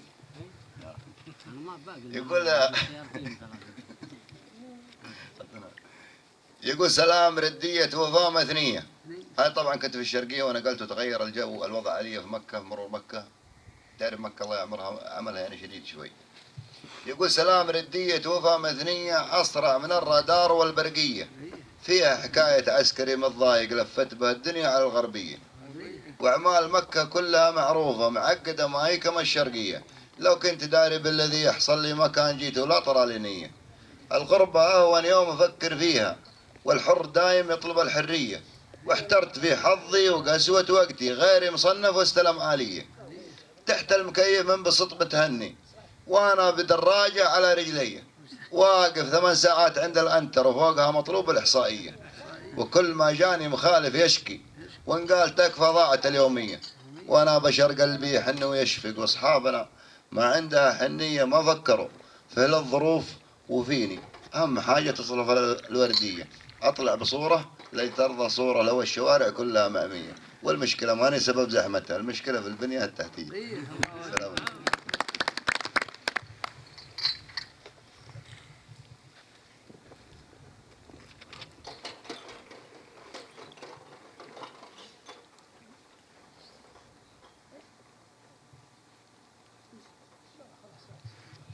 ايوه، حين مرة من المرات عندي جوني ضيوف في البيت وكنت مريض، وجاني واحد من حلال قلت له تكفى يا فلان، ابغاك تجيب لنا غدا عندي ضيوف، وقال والله ما طاق ولا اقدر، وروح. ولا علي بولد ثاني، ولد صغير هو عمر ولد مجير السالمي من ربعنا. وقلت يا عمر انت تقدر تجيب لنا غدا للرجيل؟ قال اقدر، واعطيته السياره والفلوس، وراح جاب الغدا وتغدى الضيوف، والحمد لله نحن غدينا ضيوفنا. ولما جو الاولاد من المدرسه، عيالي كلهم في المدرسه، لما جو من المدارس قلت ضيوفنا اليوم ما كان حد بيغديهم، لكن الله يوفق عمر ويكثر امثاله. ويوم اني قلت الله يوفق عمر ويكثر امثاله، وانها مطلع قصيده، فسويت القصيده عليها، اقول الله يوفق عمر ويكثر امثاله، اللي فرج كربتي والضيم والغمه، عساه يبقى لبوه ويعز لرجاله، ويثبت اخطاه حتى يطلع القمه، حر الولد حر متربيه في مدهاله، ما عاش معلاش ولا عنده شر ذمه، وليا ذكرت النسب ونعم يا اخواله الفاضل، وليا ذكرت النسب ونعم يا اخواله، كم ريعت في المعادي كل جمجمه، اصحاب مده وللعدوان قتاله، والله وانعم بعجلانه وبني عمه، يستاهل المدح راعي المدح بافعاله، ما يكتم الذمه الا ميت الذمه، قال المثل كل جيد من نسب خاله، طالع في عين الفتى ثم التفت يمه، وانا اتشرف بطار الظفر وبراله، هذا الذي ينطبق دمي عليه دمه، حلفت لو وقف معه لو كبرت القاله، في الساعه اللي يبين اللاش والرمه، ولا الضعيف الردي يا مقبح اعماله، يضيق صدري حقيقه ليفتح فمه، هذاك مدناه فال الله ولا فاله، ما همه العلم لا مدحه ولا ذمه، هذاك ما حقه الا الموت يشتاله، كما يقولون حضر السوق حل امه. سلامتكم.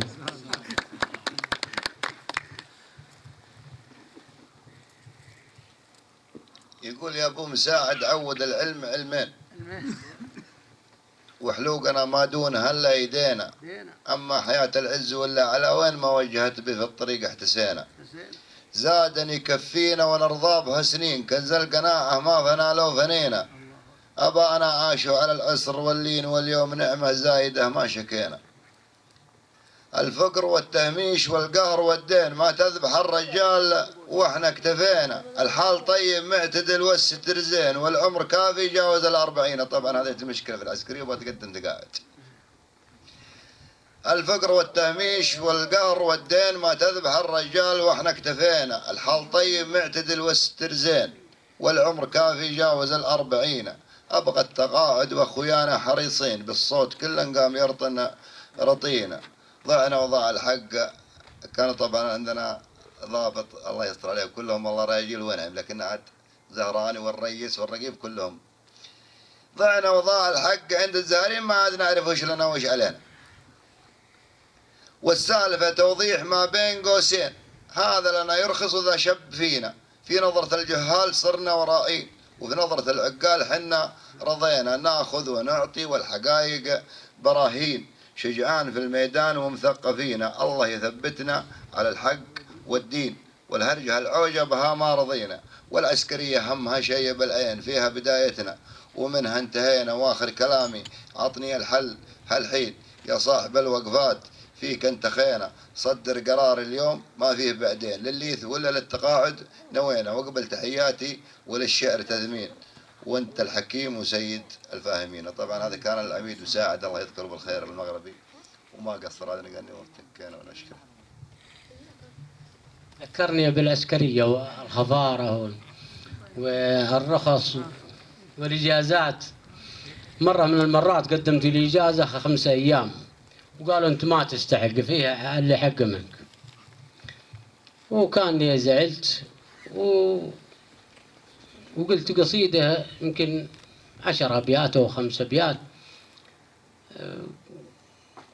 وصلت لعند القايد، والقايد من رجال طيبين قحطاني شرواها الوجيه، وسمع الخبر واستدعاني الرقيب، والرقيب ينتفض وانت تتكلم تسوي كلام في القايد. قلت وانا ما قلت له كلام طيب ما في شيء. قال ها يبغاك القايد. جيت القايد وهي الاجازه كانت 5 أيام مطلوب، وراح القايد واعطاني 10 أيام. بيض الله وجهه وجيهكم. القصيده يقول: يا للاسف ما جاتني 5 أيام، حيث ان مالي في المكاتب محامي، احط معروضي ووقع بالابهام، ولا يطلع اسمي مع جميع الاسامي.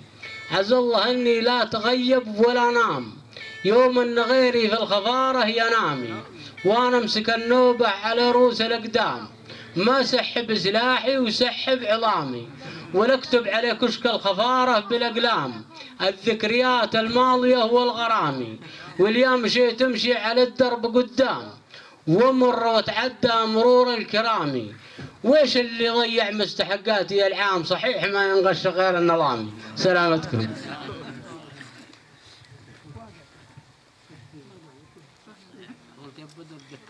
يقول: لا إله إلا الله الحي المتين، ذو الجلال الواحد الفرد الصمد، خالق الإنسان من ماء وطين، منزل القرآن حلال العقد، فارج الكربة معين الصابرين، لم يلد ولم له كفوا أحد، حاشر الكفار في يوم اليقين، عفوا عالم الأسرار نصر المؤمنين، وافيا مده معتمد، حاشر الكفار في يوم اليقين، خالق الجنة ونارنا ترتئد، جعل خطوتنا مع أصحاب اليمين، في نهار الحشر أنا نبتئد، وأهني اللي كسب دنيا ودين، وتعاسة حظ من حظه رقد، عالما تشقى واقعها حزين، عايشة في هم وازعاج ونكد، فكرها يركض وربليس اللعين، والقنوع اللي إذا أعطي حمد، الحياة أهداف يفهمها الفطين، والعقل نعمة ومفتاح الجسد، إن تصرف بالذكي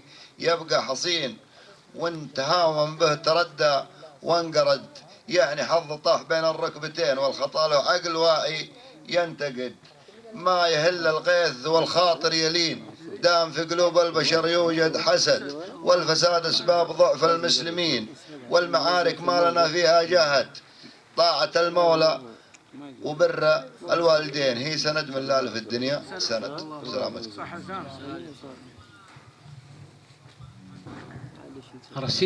قصيدة أرسلتها للشاعر حجيج بن عويضة السالمي الله يشفيه ويفك له. فأقول: يا راكب اللي ما تولاه مشتاق، ولا تولاه العراقي وهارون، توه من الجمرك بلوحات ووراق، دوبه ورد 91 صالون، ما طب في الرملات مع كل سواق، يعجبك لون المرتبة والدركسوم، بالكهرباء فتحة قزازه والأغلاق، ومزودينه بجهاز التليفون، يصرح به اللي جرد فوقه الساق، ما يطلع الحارة ويمشي على الهون، ولا يشرب البراد في قهوة اسحاق، ظفرا على الطرقة مضرة ومامون، يقوم تال الليل مع نور الأشفاق، يوم الخلايق بالمساجد يصلون، يدي الصلاة ويطلب الله في الوفاق، ويقوم بسرحه بعقل مازون. من صاك ابو صياف محمود الاخلاق، زبن الدخيل اللي من الضيب مغبون، كيد العدا ونقابل القوم ما ضاق، حنا نقوله والقبائل يقولون، واللي اعطيت السر ما هو بواق، يقفل على سده بضبها وكالون، تكفى يا ابو رابح ترى الجو ما راق، لاني بلا صاحي ولاني مجنون، شيا بجسمي يجودي سبب ارهاق، وحالي نحل واصبحت من دون في دون،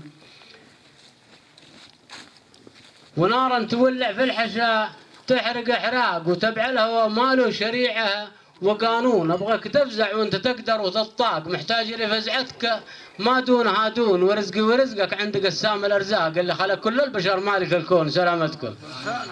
إنما هو رده هو والله ما نحفظ ردود، لكن يقول إن كان نون لا حلك فيه براق، ترى في قدرك يرخص المال ويهون. سلامتكم. طبعا هذه قصيدة في قبيلة من قبائل منيف، يقول لهم العايد. وكان في واحد التزم طبعا وقاموا فزعوا معه الراجيل وخطبوا له وسياره وبيت، المهم انهم فزعوا وتبيضوا وطلبوا ودعونا من قصيدة يقول: من الهجوس اللي لها إد وبنود بديت والطرقة أمامي طويلة، شكرا وشكرا ما توفيها للجود، لو قلتها مليون مرة قليلة. في حق قوما ما على فعلها زود، فعل الرجال أهل السلوم الأصيلة. ألاد عايد عد صافي ومارود الورع منهم ينحسب عن قبيلة. في ساعة الشدات ورث لها العود، راس المراجل والعدو ترتكي له نبذة من الماضي ذرى كل مضغوط، حاضرها مستقبل حضاري وجيله، بدت بخطوة نوعها شبه مفقود في وقتنا الحاضر ومن ينتمي له. دعم الشباب الملتزم فعل محمود، أخير من دعم العقول الهبيلة. تشجيع ذاتي معنوي ما له حدود، في نفس من ودع غرابيل ليلة، ومحمد أعلنها بلا شرط وقيود. توبة نصوحة واستقامة نبيلة، من قلب صادق عاد والخير موجود، من دوره يلقاه ببسط وسيلة، والشر درب افلاس مقلق ومسدود، نهايته قشرة وعيشه ذليلة. الله يهدي من يشاء واضمر العود، بعد المحل والحالة المستحيلة. لا يأس مع إصرار والنفس مجهود، جهادها واجب ويزرع حصيلة، يطلع لها ناتج ونفع ومردود، رائها يذكر بالصفات الجميلة. واختم كلامي عد ما هبت النود، صلوا على الهادي صلاة جزيلة وسلام. فيه واحد يقول انه جاته سيارة بيم 2009 الكلام هذا، يعني يمكن كم سنة لها كم سنة، وقال لي أنا جاتني سيارة بيم 2009 أبغاك تدور لي زبون. والله احنا ما عندنا نشتري ونيتات وسيارات، لي البيم هذا ما. قال لي أجل تدري سوي لي فيها قصيدة. عاد سويت فيها أبيات قليلة، أقول له: يا وجودي يا البيم الأبيض التسعاوي، الفخامة كلها والزين في تطبيعه، المشى شكله يهبل والوقف متساوي، والله اني لو معي مثله انا ما بيعه، ما تولى طارته هندي ولا برماوي، وطلعته طلعت زعيما سلموها البيعه، المراتب كانها خامة قماش هلاوي او حرير جالبينه من بلاد الشيعة، وشكل شمعاته سوات الموقد الكيماوي، كل شمعة كان داخلها 100 تربيعة، ولمعة اصطبه كما رتبة حسن عنقاوي، استعد وثبت الطابور اللي توديعه، وفيه ريح المسك الازرق والبخور الجاوي، يعجز العطار ما يقدر عليه تجميعه، ولا يشوفه شيخ الازهر حضرة الطنطاوي قال ما يوجد سواه وحط له توقيع. السلام عليكم. نطلب من الأستاذ سعد بن عبد الله السبيعي والشيخ جمعان بن علي القارحي لتكريم الضيوف. الله يبيض وجهكم قصرتوا. الشاعر سفر بن عايش الجحدلي.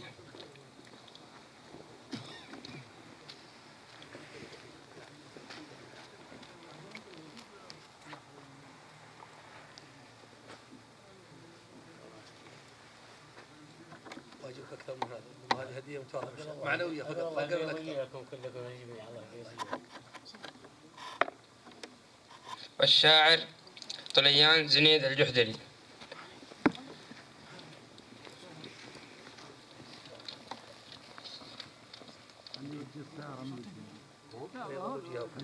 حاجة معنوية.